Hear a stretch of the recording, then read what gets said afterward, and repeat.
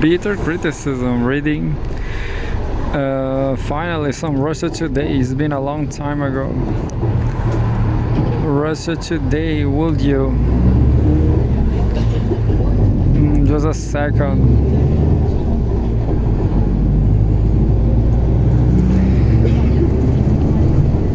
And says,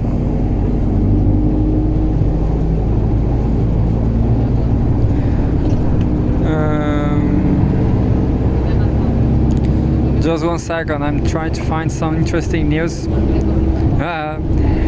It's not, I'm not saying it's not interesting. Well, Fyodor Lukyanov yesterday, November 12th, Home World News. This is why Trump's approach to Ukraine is so different.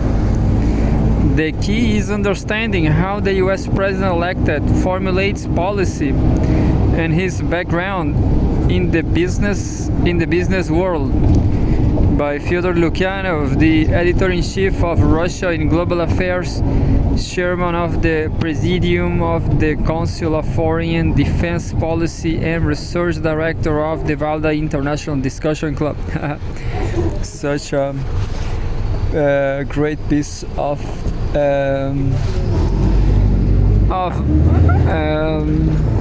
don't remember, CV, curriculum, but I was thinking about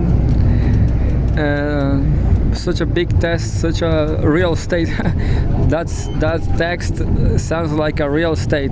Anyway, then we have a photograph of US President-elected Donald Trump. Donald Trump formulates his political course using memes, strategies, programs, and action plans are then drawn up by people around him, but the impetus comes from the main character's pronouncements. That's why we heard the US president-elect promise to end the war in Ukraine in 24 hours. It sounds unrealistic to say the least, but it reflects his desire, which is obviously a conscious one, which means it shouldn't be dismissed out of hand. It's a pointless exercise to speculate on the basis of leaks and anonymous comments from people supposedly close to Trump about what he really has in mind. In all likelihood, he doesn't yet know himself what he will do. What matters is something else. How Trump's approach to Ukraine will differ from that of the current presidential administration, and whether he even understands reapproachment. With regards to the force of this, the difference is stark. President Joe Biden and his team represent a cohort of politicians whose views were shaped by the end of the Cold War, America's ideological and moral righteousness, and its unquestioned power superiority reminded not even the possibility, but rather the necessity of world domination. The emergence of rival powers that could challenge certain elements of the liberal world order has been met with fierce resistance.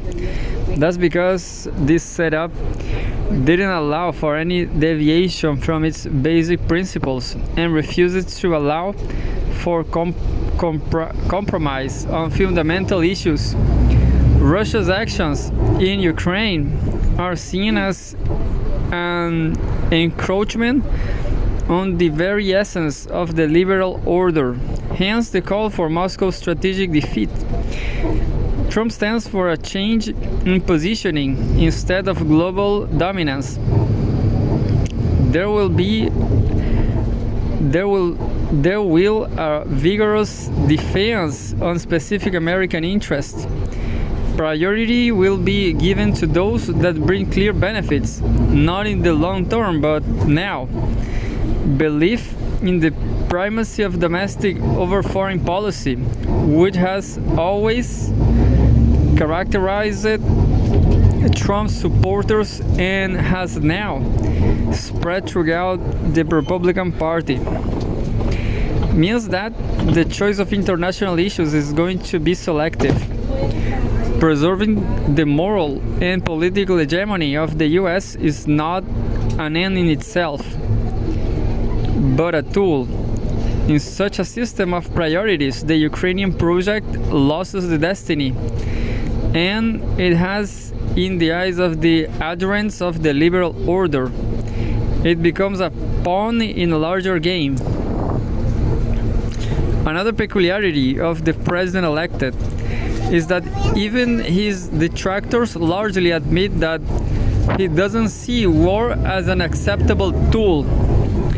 Yes, he will use hard bargaining, muscle flexing, and coercive pressure as practiced in his usual business, but not destructive armed conflict, because that is irrational. Trump doesn't seem to have a twisted heart when he talks about the need to stop the bloodshed in Ukraine and Gaza. Now let's look at his methods. Trump's previous term offers two examples of his approach to regional conflicts. One was the Abraham Accords, an agreement that facilitated formal relations between Israel and a number of Arab countries. The second was the meetings with Kim Jong-un, including a full-fledged summit in Hanoi. The first was the result of subtle diplomacy by Trump's son-in-law Jared Kushner. The powerful financial interests of America, the Gulf monarchies, and Israel led to a series of shady political deals. The current situation in the region is many times worse than it was then, but it cannot be said that the arrangements have collapsed. The framework is still in place, but such a foundation can hardly be considered a model. The system of relations in the Middle East is very special, and the scale of the Ukraine conflict is incomparably greater. The second example is negative. Trump hastily tried to shift the systemic confrontation by resorting to a spectacle. The bid was on pleasing the ego of the interlocutor, the first North Korean leader to meet with the U.S. president. It didn't work because beyond that, there was no idea how to solve the real complex problems.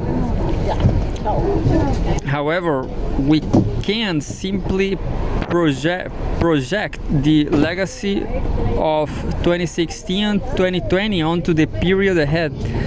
Trump has gained some experience. His environment is different now, and his electoral mandate, it is what he could only have dreamed of back then. There is more room for maneuver than before, but not enough for the genuine concessions needed for a comprehensive agreement with Moscow. It is in Russia's interest to remain calm and to refuse to react to any provocations. Yes, objectively the situation is changing, but now everyone will be talking about the fact that a window of opportunity has opened for a short time, and we must not miss this chance.